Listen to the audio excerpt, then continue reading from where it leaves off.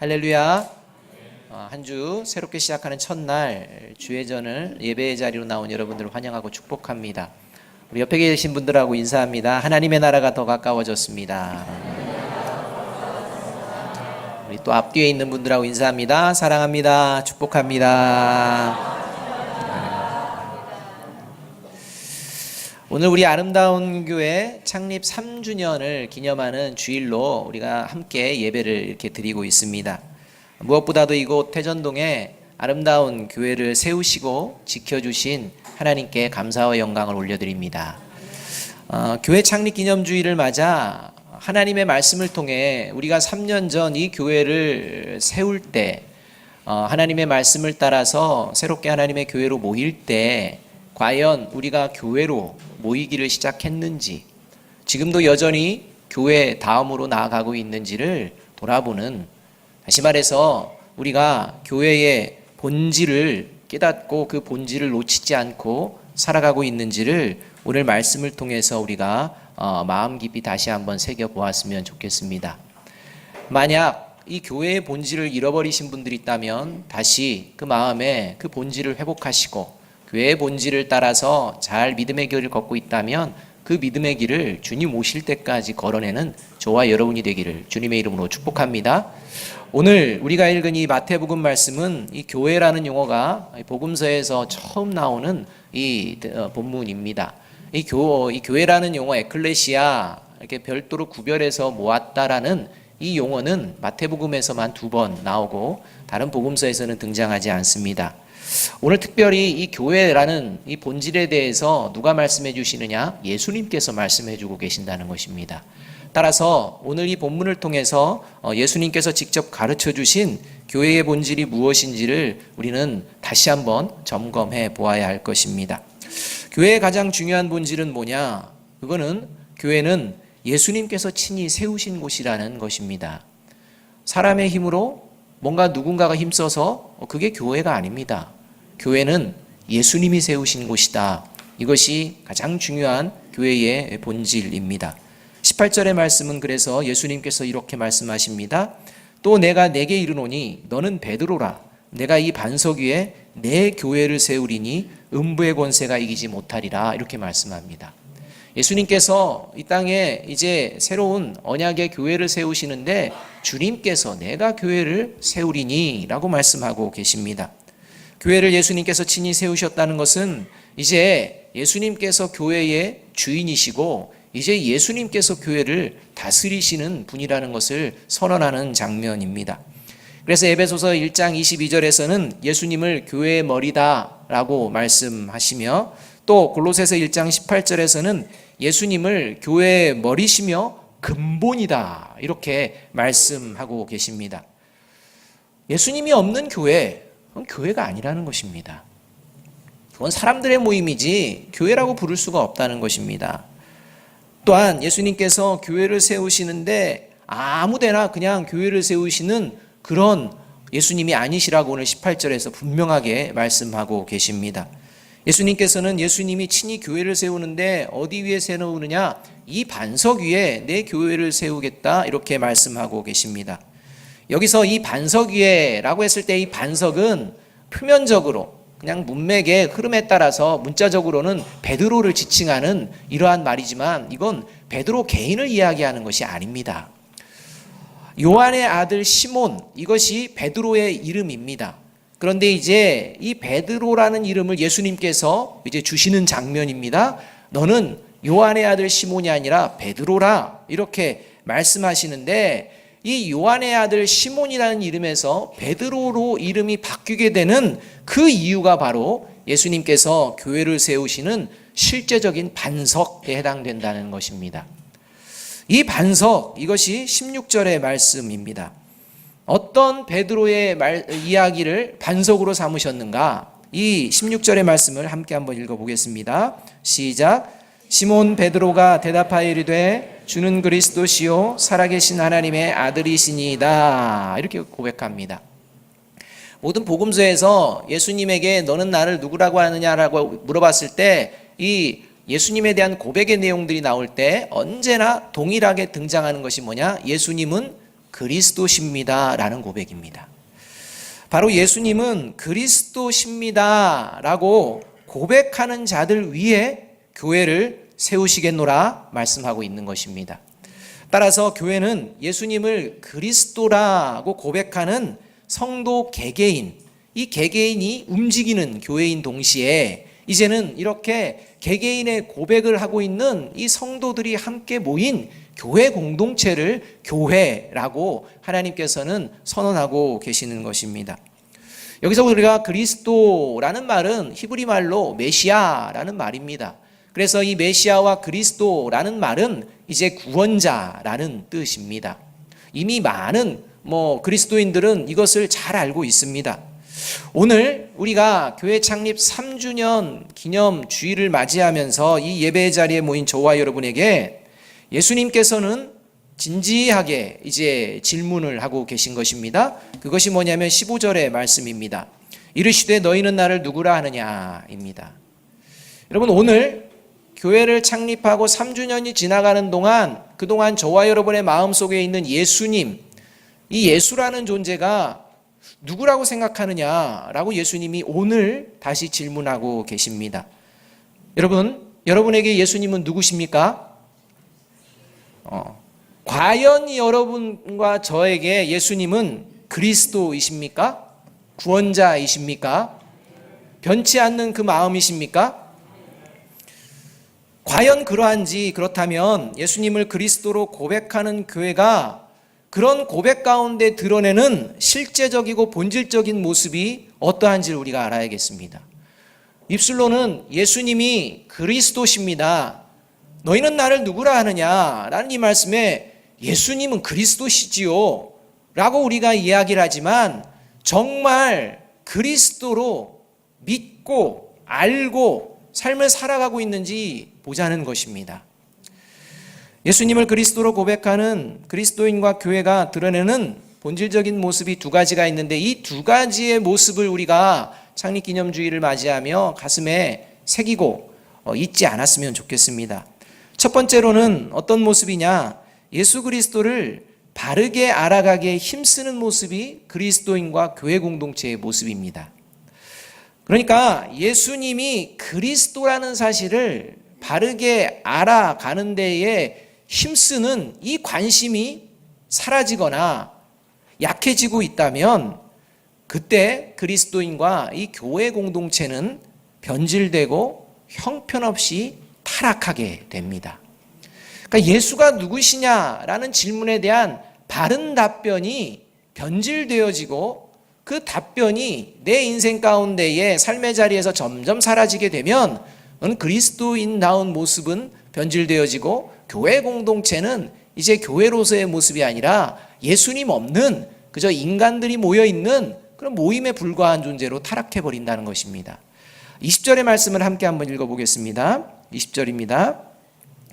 같이 읽습니다. 시작. 이에 제자들에게 경고하사 자기가 그리스도인 것을 아무에게도 이르지 말라 하시니라. 예수님께서는요, 이제 베드로의 고백과 제자들도 덩달아서 같이 고백하는 예수님은요 그리스도십니다, 이런 얘기를 들을 때 흡족해 하셨습니다. 그리고 교회를 세우겠노라 말씀하셨습니다. 그런데 그런 말씀을 하시고 바로 제자들에게 이야기하시는 것은 뭐냐면, 이제 예수님이 그리스도라는 것, 이것을 그 어떤 사람에게도 말하지 말라는, 알리지 말라는 경고, 함구 명령을 하셨다는 것입니다. 예수가 그리스도라는 것을 알려야 되는 것이 그리스도인과 교회 공동체임에도 불구하고 지금 예수님은 그리스도십니다 라고 고백한 제자들을 향해 처음 예수님께서 권고하고 명령하시는 건 뭐냐? 내가 그리스도인 것 말하지 말아라 입니다.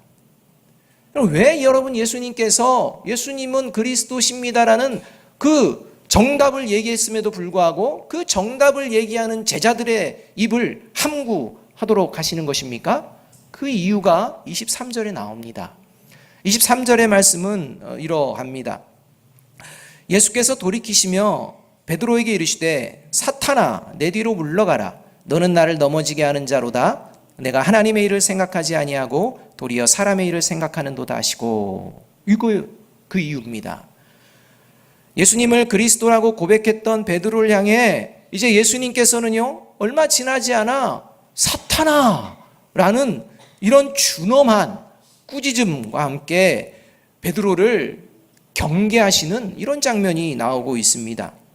이것은 베드로가 예수님을 그리스도라고 고백은 했지만 이 그리스도라는 이 존재가 어떤 존재인지 베드로의 마음은 바른 그리스도, 성경이 말씀하시는 바른 그리스도가 아니라 왜곡되고 변질된 그리스도의 모습이 가득 차지하고 있었기 때문입니다.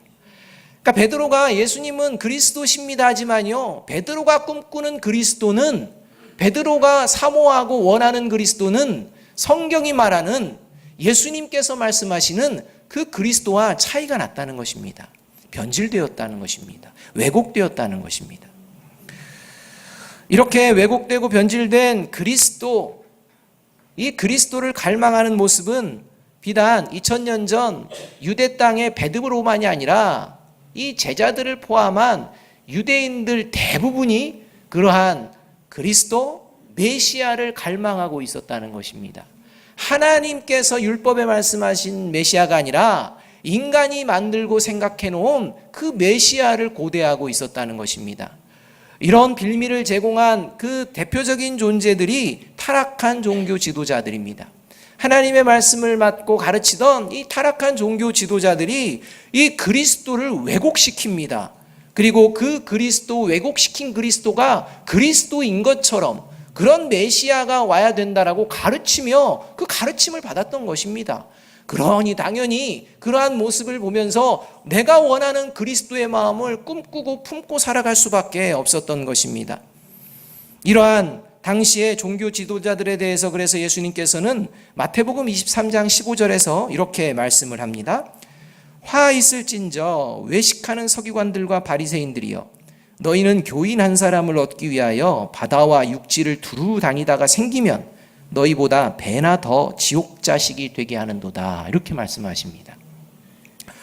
종교 지도자들과 유대인들이요, 교인을 그냥 얻기 위해 노력을 하지 않고 하나님 말씀만 가르쳤다, 이러지 않습니다.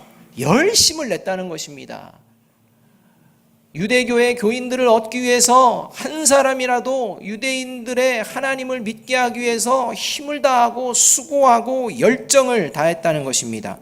그러나 그 열정의 모든 방향은 자신들이 원하는 그리스도를 향하고 있었다는 것입니다. 그것을 그리고 가르치고 있었다는 것입니다. 그래서 결국 함께하는 그 사람들이 다 어디로 가느냐? 지옥길로 가는 이러한 상황 가운데에 있었다고 예수님께서는 말씀합니다.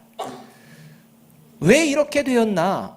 왜 하나님의 율법을 맡은 이 종교 지도자들과 유대인들이 바른 그리스도를 바라보지 못했나? 왜 기대하지 못했나? 그 이유를 오늘 23절에서 간단하게 베드로를 통해서 말씀합니다. 그게 뭐냐? 하나님의 일을 생각하지 않고 사람의 일을 생각하는 그런 모습이었다는 것입니다. 그리스도인 교회 공동체가 예수는 그리스도이십니다 고백한 뒤에 하나님의 일에는 관심이 없고 사람의 일에만 관심이 넘쳐나고 그런 것들에만 관심을 쏟는다? 반드시 변질되어지고 반드시 형편없는 타락의 길로 걷게 되게 되어 있다는 것입니다. 요즘 우리나라에 회자되는 용어 중에 하나가 가짜 뉴스입니다. 여러분, 어떤 뉴스가 딱 들려지면 여러분 이게 가짜인지 진짜인지 잘 분별하십니까? 제가요 장담을 할 수가 없더라고요. 가짜 뉴스라고 얘기하는데 어떤 게 그게 진짜일 때도 있고요.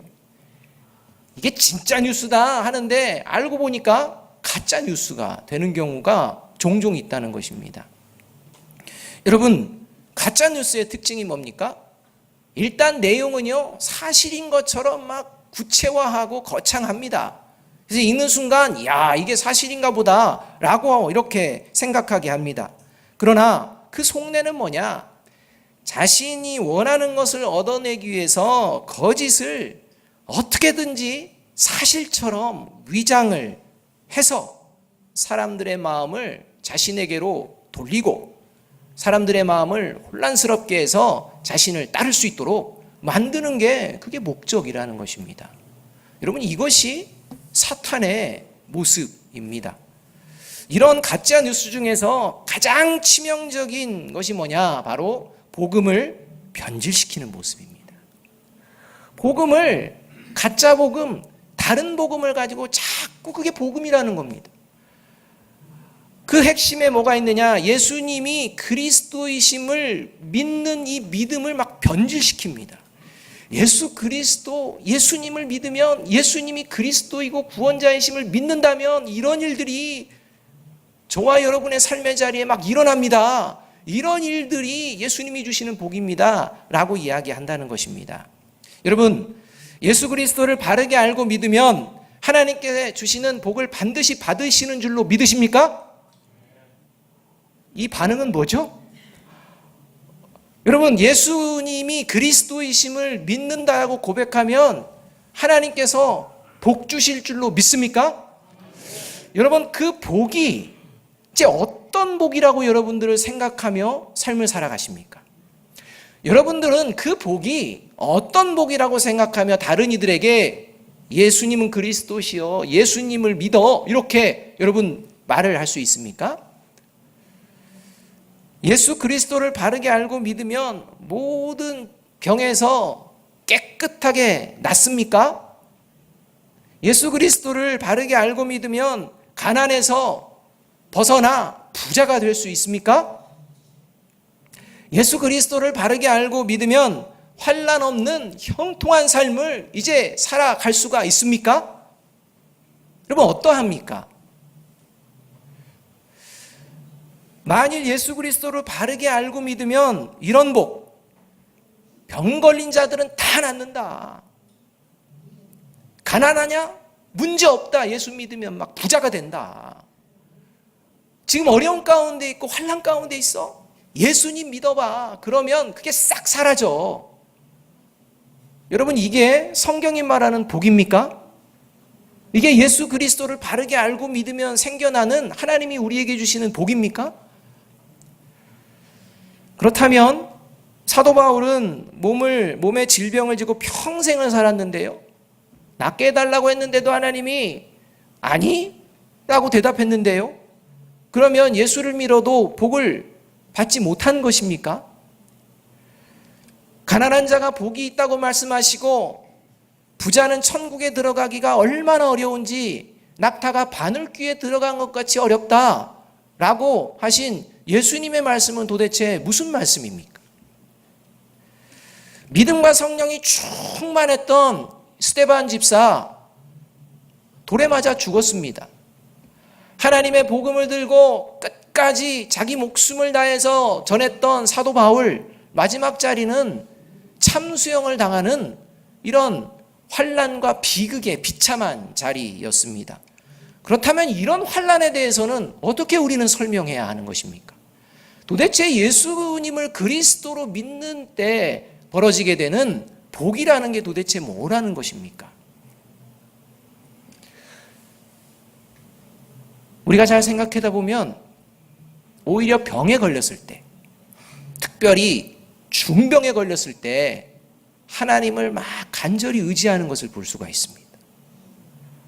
그런데 건강할 때는 하나님을 간절히 찾는 것보다는 그저 내 마음대로 살아가려고 하는 이런 모습이 더 넘쳐나는 게 우리의 현실 아닙니까? 가난해지고 경제적인 어려움이 닥쳐서 이거 뭐 삶이 이제 망가질 것 같은 이러한 어려움에 처했을 때는 그저 하나님을 부르짖으며 하나님을 의지하려고 하는 이런 마음이 생기지만, 뭔가 넉넉해지면 하나님이 주신 그러한 넉넉함을 하나님의 나라와 의를 위해서 어떻게 사용할까라는 고민보다는 내가 그동안 누리지 못한 것 마음껏 사고 마음껏 쓰고 마음껏 모으는 그런 모습이 더 많은 게 우리의 모습은 아닌지. 도대체 예수님이 그리스도이심을 바르게 믿는다는 게 뭐고 그 바른 믿음 안에서 받게 되는 복이 무엇입니까? 예수님이 그리스도이심을 바르게 알고 믿는 순간 그리고 영원히 누리게 되는 복, 그것은 바로 하나님의 자녀가 되는 복인 줄로 믿습니다. 여러분, 그 어떤 것과는 비교할 수 없는 사망의 자녀, 죽음의 자녀에서 하나님의 자녀가 되어지는 놀라운 새로운 존재의 변화가 예수님은 그리스도이십니다 라는 고백과 함께 누려지는 진정한 복인 줄로 믿습니다. 예수님을 그리스도라고 믿고 따라서 알아가기에 힘쓴다는 것은요, 이 땅에서 내가 원하는 것 어떻게 하면 얻고 어떻게 하면 이제 누릴 수 있는지 성경을 찾아가고 예수님 말씀을 찾아가고 하는 것을 말하는 게 아닙니다.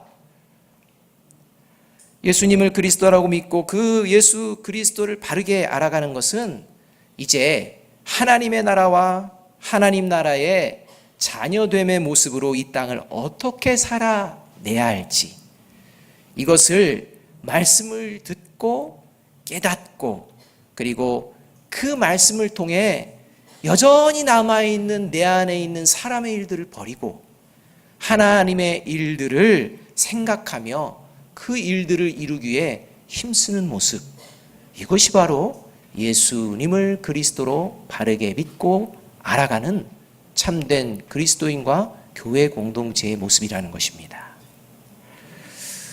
이것을 위해 예수님께서는 고난을 당하시고 십자가를 지셨음을 믿는 것이 바로 그리스도인과 교회 공동체라는 것입니다.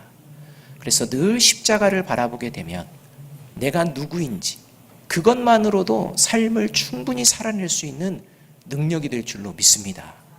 그래서 로마서 6장 12절 13절의 말씀은 이렇게 말씀합니다. 함께 한번 읽어보겠습니다. 시작. 그러므로 너희는 죄가 너희 죽을 몸을 지배하지 못하게 하여 너희 몸의 사욕을 순종하지 말고 또한 너희 지체를 불의의 무기로 죄에게 내주지 말고 오직 너희 자신을 죽은 자 가운데서 다시 살아난 자 같이 하나님께 드리며 너희 지체를 의의 무기로 하나님께 드리라 말씀합니다.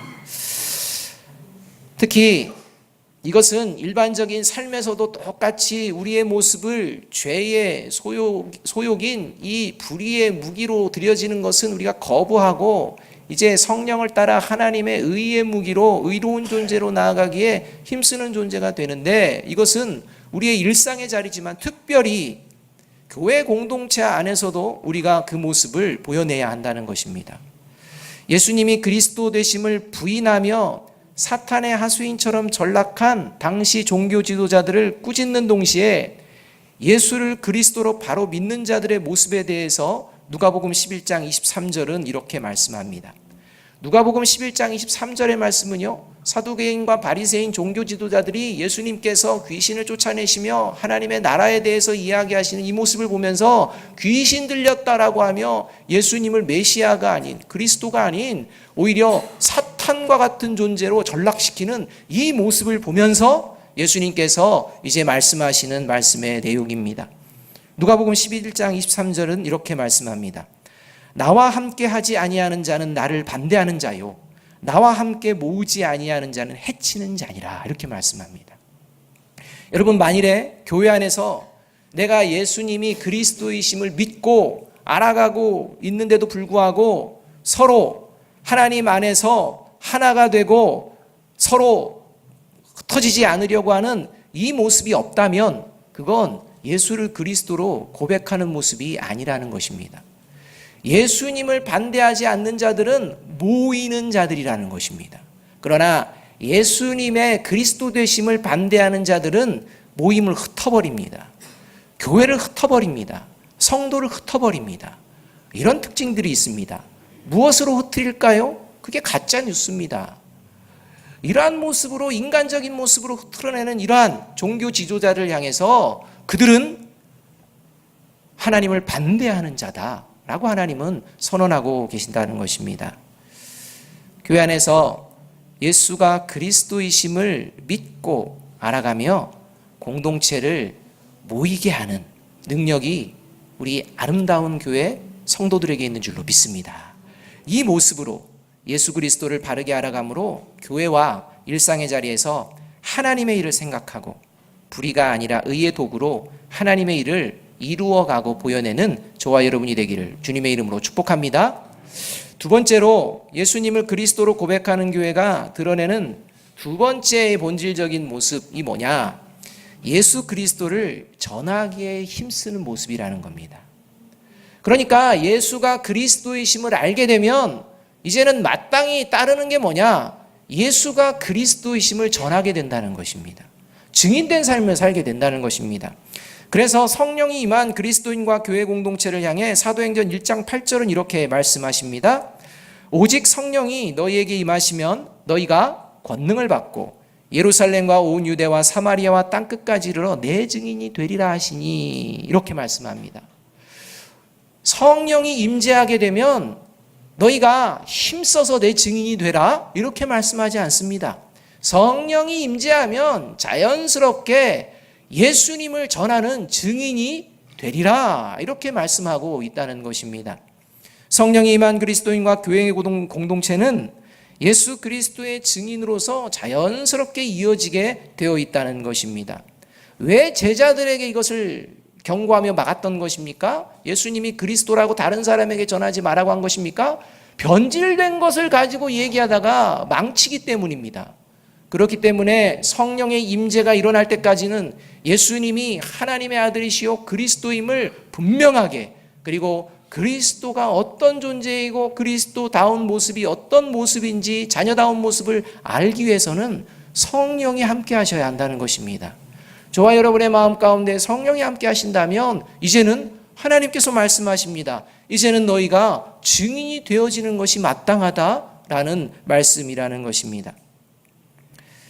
만일 예수님이 그리스도이십니다, 구원자이십니다 라고 믿는데도 불구하고 이것을 전하는 데 관심이 없다면 당연히 그는 그리스도인일까요? 아닐까요? 아닙니다. 교회 공동체일까요? 아닐까요? 아닙니다. 내 생각에는 맞는데요? 그 생각 틀렸습니다. 최근 제가 한 청년과 대화를 나눌 수 있는 기회가 있었습니다. 함께 찾아와서 이야기를 했는데요. 자기 삶의 자리에는 특별한 문제가 없습니다. 잘 준비한 것들 다 했고 특별한 어려움도 없는데요. 그의 고민은 뭐냐? 예전과 같이 하나님의 자녀로 세상 속에서 막 살아내고자 하는 열정, 이런 마음이요 사라지고 이게 무기력해졌다는 것입니다. 이 무기력해져서 이 이유가 도대체 뭔지를 아무리 생각해도 알 수가 없다고, 목사님은 어떻게 생각하시냐고 하면서 이런저런 얘기를 좀 나누었습니다. 이야기를 함께 나누던 중에 문득 생각이 들어서 그 청년에게 조심스럽게 권면을 하나 했습니다. 그게 뭐냐면, 만일 그렇게 내가 왜 이렇게 무기력해진 이런 신앙의 모습처럼 내가 살지? 라고 느껴지는 순간, 그때 무조건 나가서 전도해봐라.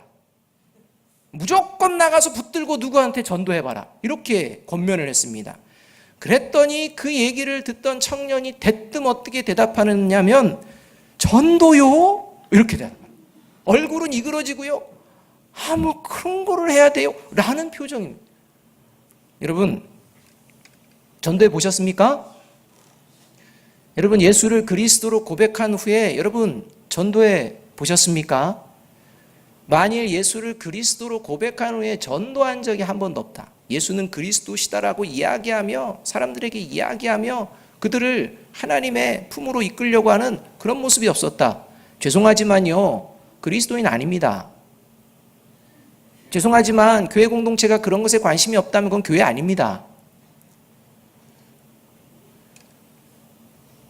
여러분, 전도를 하면요, 누구에게 유익이 있을까요? 전도하는 사람에게 먼저 유익이 있습니다. 전도를 하게 되면 내가 정말 예수님을 그리스도라고 믿는지 확실하게 경험할 수가 있습니다. 예수 믿으면 뭐가 좋아요? 하면 정말 내가 좋은 부분들을 막 이야기한다는 것입니다. 그런데 그 나가는 이야기가요, 기복적이고 가짜 복음 같은 그런 얘기로만 넘쳐난다. 그건요, 그리스도를 믿는 게 아닙니다.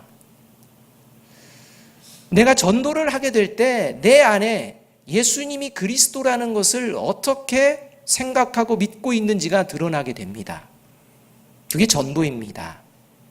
그것을 통해서 나의 실체를 발견하게 되고 내가 예수 그리스도를 얼마나 잘 모르고 있는지를 깨닫게 됩니다. 여러분, 이것이 전도할 때 벌어지는 우리에게 주시는 하나님의 축복인 것입니다. 이것을 알기에 전도하는 것입니다. 매번 이게 아닙니다. 내가 하나님께서 마음을 주실 때 그런 마음을 주실 때마다 하는 것입니다. 특히 나와 자주 마주하는 사람들에게 전도해 보면 내가 정말 예수님을 그리스도라고 믿고 있는지 드러납니다. 나와 오랫동안 살았던 사람에게 야, 예수님은 그리스도셔. 그가 생명의 길이야. 그를 믿으면 정말 구원으로 갈 수 있어. 예수 믿는 게 가장 큰 복이야 라고 할 때 옆에 있는 분이 정말 그런 것 같아가 아니라 다른 태도들을 보인다면 생각해 보아야 한다는 것입니다.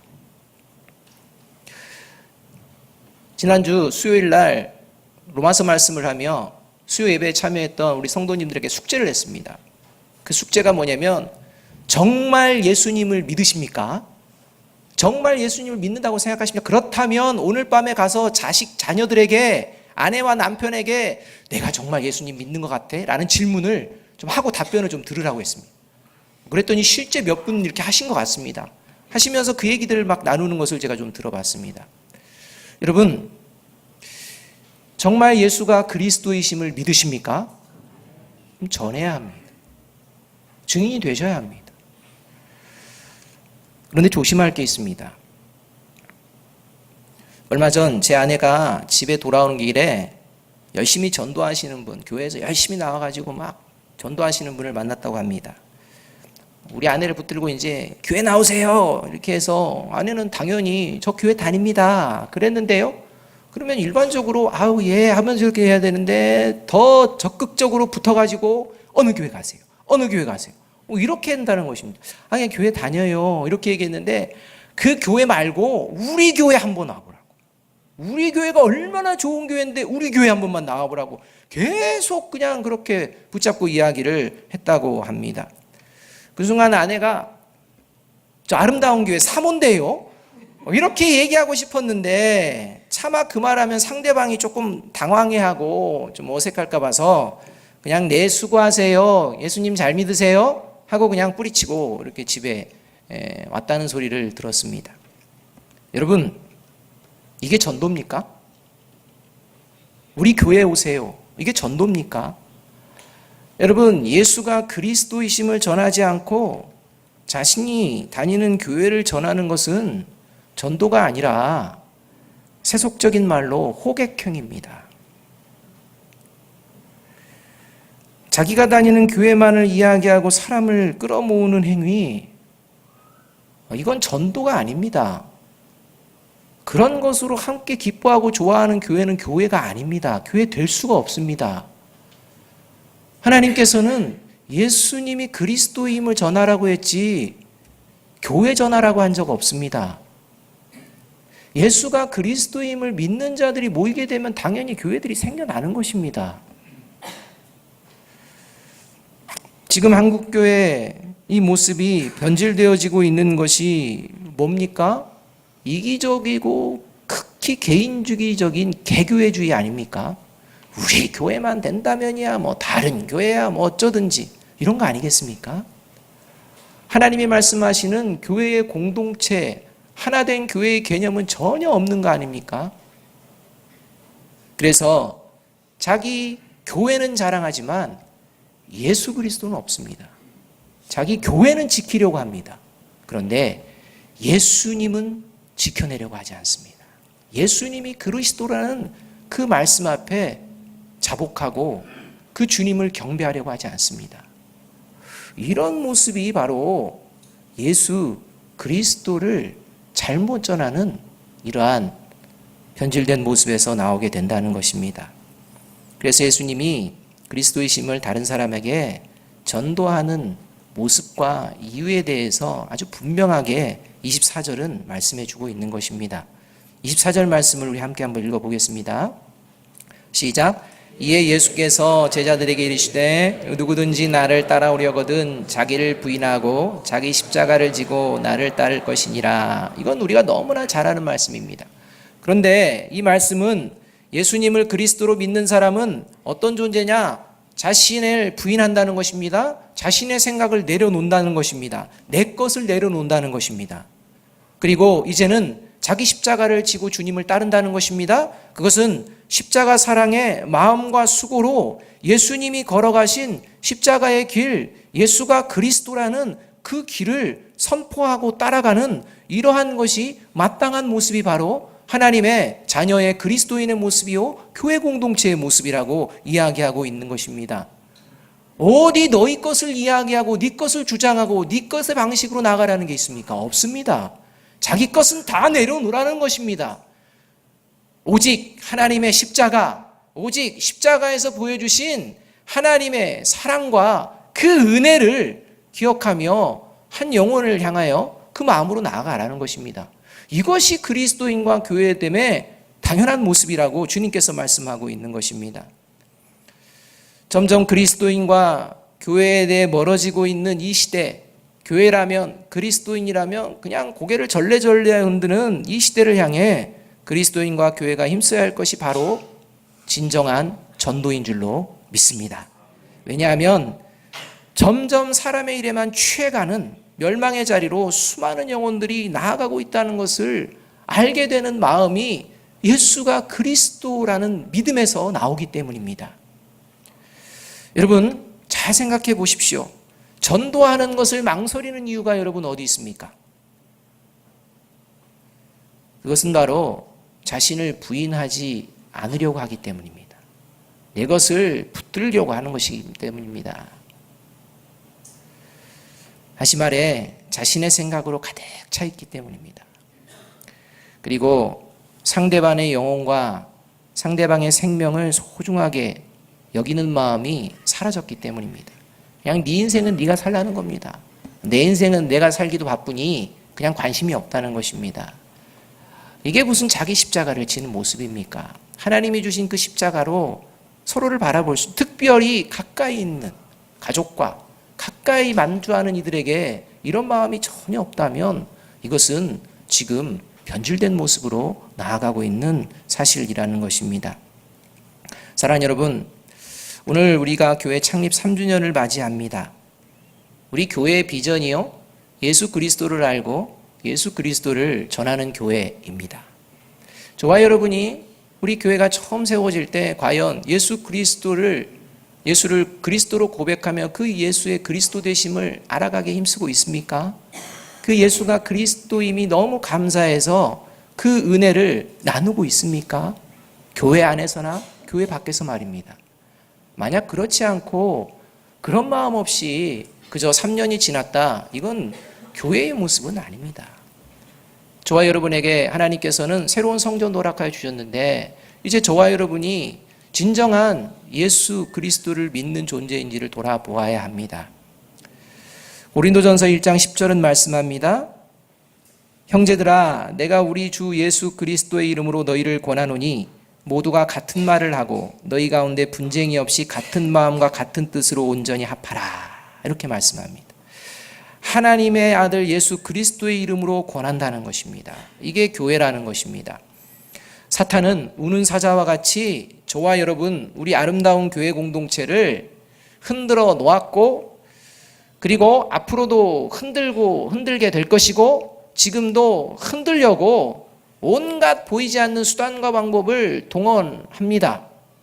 이 일은 없어지지 않습니다. 이 일은 다 사람들을 통해서 이루어집니다. 이 일들 가운데에서 우리가 두려워하지 말아야 될 것은 우리는 예수를 그리스도로 고백했기 때문인 줄로 믿습니다. 예수를 그리스도로 바르게 알고 예수를 그리스도로 바르게 전할 때, 그리고 그 마음과 뜻이 함께 모여질 때 그 어떤 음부의 권세, 사탄의 권세도 저와 여러분 우리 아름다운 교회 공동체를 이기지 못할 것을 믿습니다. 마지막으로 한 번 더 마태복음 16장 18절의 말씀을 읽겠습니다. 같이 한 목소리 읽습니다. 시작. 또 내가 내게 이르노니 너는 베드로라. 내가 이 반석 위에 내 교회를 세우리니 음부의 권세가 이기지 못하리라. 아멘. 사망과 음부의 권세를 이긴 저와 여러분임을 잊지 않고 다시 예수가 그리스도이심을 믿고 알아가게 힘쓰며 이 예수가 그리스도이심을 당당히 전하는 저와 여러분이 되기를, 우리 아름다운 교회가 되기를 주님의 이름으로 축복합니다. 기도하겠습니다. 사랑과 은혜가 풍성하신 아버지 하나님, 우리 아름다운 교회를 의의 길로 인도하셔서 이 자리에 세워주시고 이제 하나님의 의의 길을 따라가는 주의 거룩한 성도들을 통해 또 아름답게 새로운 성전을 예비하게 하여 주심도 감사드립니다. 하나님, 새로운 이 성전을 바라보며 또 우리에게 허락하여 주신 오늘 이 성전을 바라보며 우리가 과연 예수님을 그리스도로 바르게 고백하고 있는지, 바르게 서로에게 보여주고 있는지 늘 돌아보는 주의 거룩한 자녀들 되게 하여 주시옵소서. 예수 그리스도의 이름으로 감사하며 기도하옵나이다. 아멘.